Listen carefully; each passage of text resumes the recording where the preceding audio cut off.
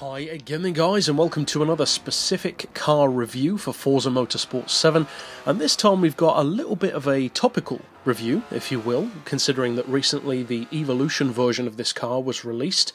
Looks pretty cool, in a similar way to the FXX Evo, probably going to be a few fractions of a second quicker around the track, and cost a couple of $100 more for those couple of fractions of a second, but it's a cool car. If you can afford that kind of thing, it's certainly a very nice toy to play with around the track. And at the end of the day, that is predominantly what the XX cars are all about. The FXX, which is of course based on the Enzo, the 599XX, which obviously is based on the 599, and the FXX K, which is this one, which is based on the LaFerrari.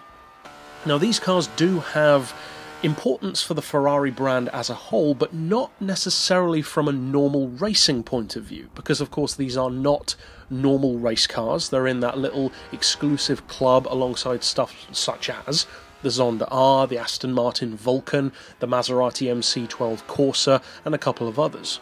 Now, one of the great things about the XX program is that not only can the owners have this track toy, in effect, to race against other drivers who own the same car which is fun in its own right, but they also have a hand in developing future Ferraris. So that literally means that, to some degree, both the FXX and the 599XX directly had a hand in developing the LaFerrari, and by definition, the FXX K.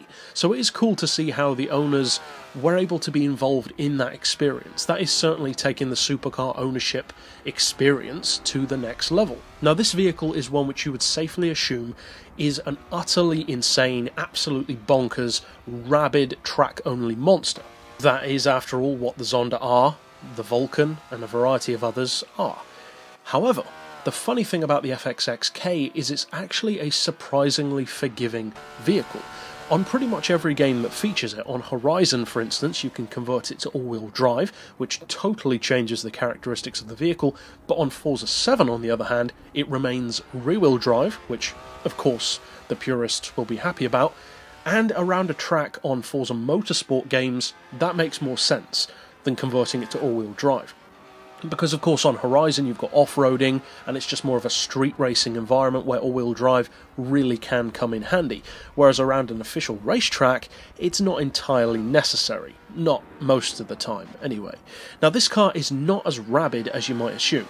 It's a car which, as I mentioned just now, you could maybe expect to be not very beginner friendly, an absolute edge of your seat professional driving machine. The funny thing is it's actually not. It's a surprisingly easy car to drive fast, and that's great as far as I'm concerned, because some people look at a vehicle that's easy to drive and look down their nose at it as if that's not very impressive. Like, I don't want to drive it unless it's a challenge, you know, those kind of people. But the reality is that the people who are the best at things make it look easy. So the fact that this Ferrari makes driving so quickly look easy doesn't mean that it's not as good as it should be. It actually means it's a lot better than many people think it should be. It's way beyond being difficult to drive. It's so good that it's actually easy to drive. So that gives you some idea of how good the FXX K actually is. Now around the track, this vehicle, as I already mentioned, is very forgiving. The handling is superb. The brakes aren't quite as responsive as, say, a prototype or a Formula car, which, of course, they're not, but if you drive one of those vehicles and then go straight into this one, you might need a lap or so to readjust to the different driving style. This is much more so like somewhere between GT race car and prototype, but more a Daytona prototype rather than a Le Mans prototype. That's the kind of area that you can expect this car to perform in. If you go into it with that mindset, you'll be able to drive it pretty quickly and get the best out of it. In terms of performance, well, it's very powerful. A lot more powerful than the Enzo-based FXX was, that's for sure. This car's putting out 1,036 horsepower, 664 pound-feet of torque, and it's reasonably lightweight. It's not ultra-light, but 1,284 kilos certainly isn't bad by anyone's standards. The horsepower per tonne is still way up there at 807, and even the class itself is 926 PI in the P category.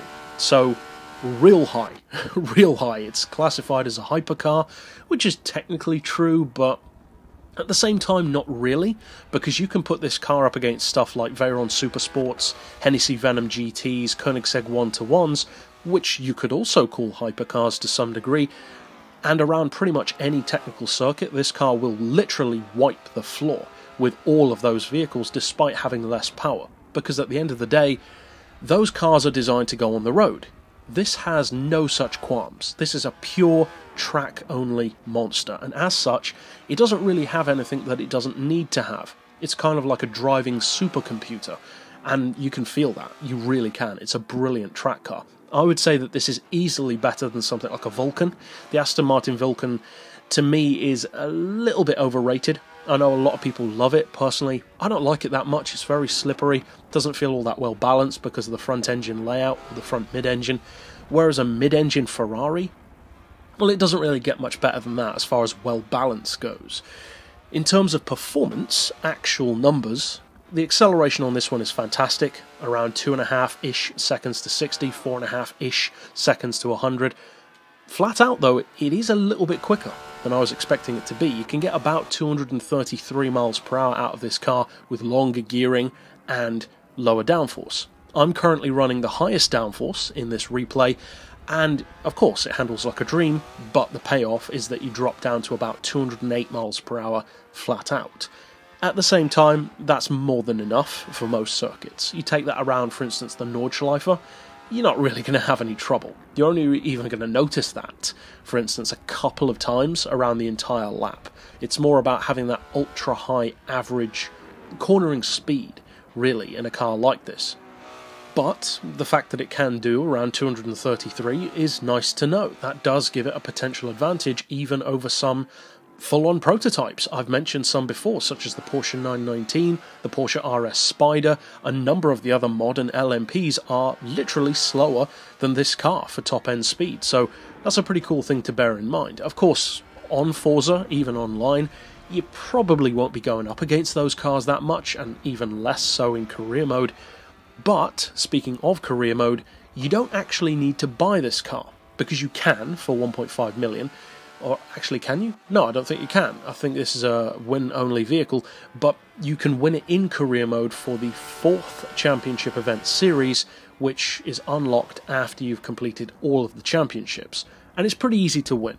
So, overall, if you get the chance to pick up the FXX K, well, you would probably want to anyway, but I'm glad to say that you won't be disappointed. If you are a fan of the LaFerrari or the FXX K or just Ferrari in general, this car's a monster, but a surprisingly friendly one. Overall then, that's it for this particular review. I'll see you guys next time, and as always, thanks for watching.